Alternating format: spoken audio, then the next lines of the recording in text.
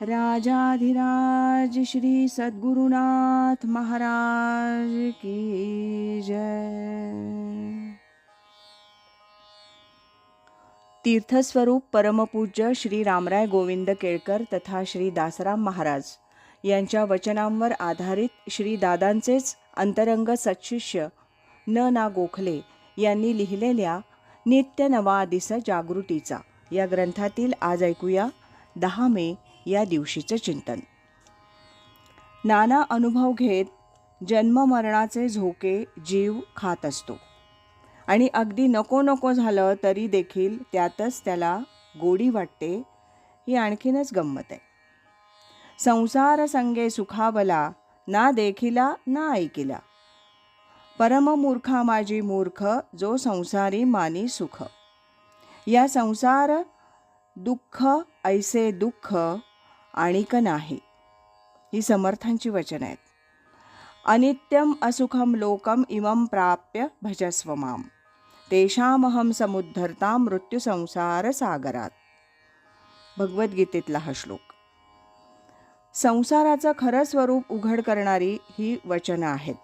संतांनी प्रबोधनासाठी अनेक तऱ्हांनी आपल्याला उपदेश केलाय, पण उपयोग काय? परमपूज्य श्री ब्रह्मचैतन्य महाराज म्हणायचे की हा प्रपंच पदोपदी तुम्हाला तुडवतो, पण तरी तुम्ही सोडत नाही. खरोखरच मोठं आश्चर्य आहे. कारण मला वाटतं गीता म्हणते त्याप्रमाणे असहाय्यपणे माणूस या प्रपंचाच्या जन्ममरणाच्या फेऱ्यात अडकून पडतो. या संसार प्रवाहातून बाहेर पडण्याची त्याची जीवाची स्वतःची ताकद अत्यंत अपुरी आहे, मर्यादित आहे. म्हणून तर भजस्व माम असं भगवान सांगतात. तेषामहम समुद्धरता, त्यांना मी या संसार सागरातून भवसागरातून उचलून घेतो अशी ग्वाही देतात. याचं कारण हेच की आमचं बळ कमी पडतं. एक बळाचे निवडले जे पोहतची उगमासी गेले, उगम दर्शने पवित्र झाले तीर्थरूप. हे समर्थांचं वचन आहे. प्रवाहाच्या विरुद्ध पोहण्याचं बळ थोड्या लोकांच्यात असतं. तसं पाहिलं तर हा जन्ममरणाचा जीवाचा प्रवास केव्हा सुरू झाला हे त्याला सुद्धा कळत नाही. कुठून आलो कुठं जायचं आहे काहीच माहीत नाही. प्रवाहपतिताप्रमाणे अवस्था आहे.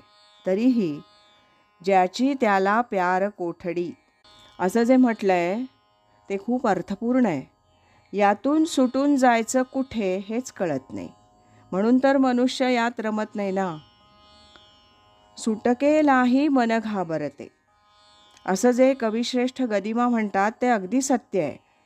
नाना तऱ्हेच्या आपदा विपत्ती संकट झेलून प्रत्येक जन्मात जीव संसाराच्या लाथा खातो, पण सोडतो असं म्हणत नाही. हेच विश्वातलं सगळ्यात मोठं आश्चर्य नव्हे काय?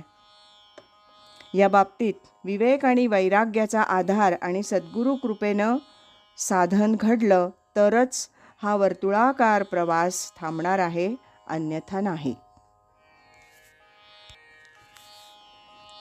राजाधिराज श्री सद्गुरुनाथ महाराज की जय.